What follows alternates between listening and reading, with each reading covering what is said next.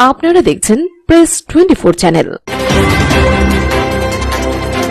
আলহামদুলিল্লাহ, আমাদের এই অঞ্চলে তো আমরা যথেষ্ট ভালোই দেখতেছি।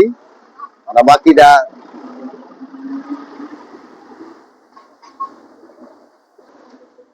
আল্লাহ যদি চায় তাহলে আমরা অবশ্যই বিজয় অর্জন করব। আমরা আসলে কামরুল হাসান ইমরুল ভাইকে আমরা ছাত্র জীবন থেকে চিনি। সে একজন সৎ মেধাবী ছেলে। এই শহর, এই সদরে সে জন্ম, এই সদরেরই সন্তান।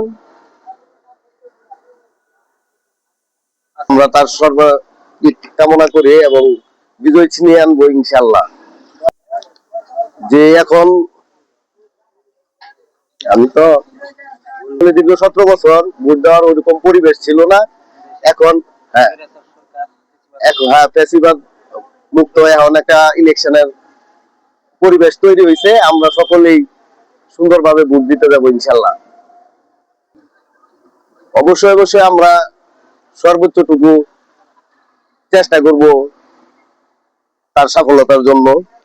জান এবং মালকে দিয়ে, যেহেতু ন্যায় এবং ইনসাফের দল বাংলাদেশ জামাত ইসলাম,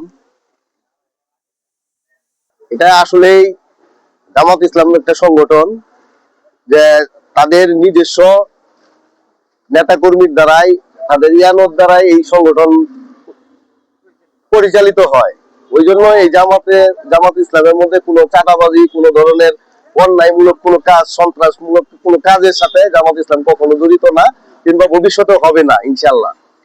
আর আমরা অবশ্যই এইসব প্রতিশোধ করার রাজনীতি জামাত ইসলাম করে না। আমরা যারা অন্যায় করছে কিংবা অন্যায়কারী যারা আছে, স্পেসিফিক যারা ফৌজদারি মামলাতে আছে, তারা তো অবশ্যই আইনের আওতায় আসবে। হ্যাঁ, অবশ্যই আমরা 12 তারিখে সকলেই ভোট কেন্দ্রে যাব। ভোট দিয়ে মাওলানা কামরুল হাসান ইমরুল ভাইকে বিজয় করে অবশ্যই আনবো ইনশাল্লাহ।